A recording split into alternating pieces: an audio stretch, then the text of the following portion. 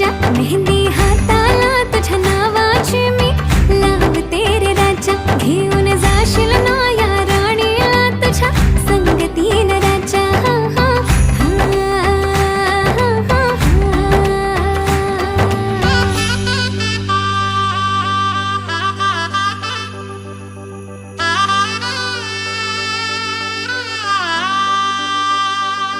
सजली ही नवरी बाई नवरोबासाठी ग, गाली हळदी चाले पा दिसते किती गोड ग.